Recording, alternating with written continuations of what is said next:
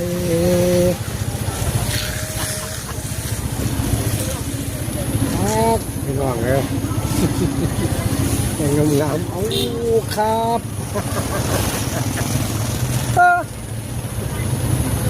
งามงามสวยสวย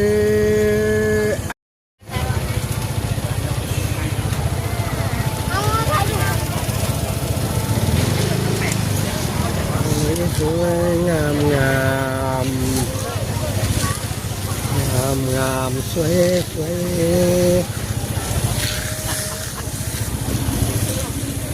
ครับพี่น้องเลยงามงามเอาครับ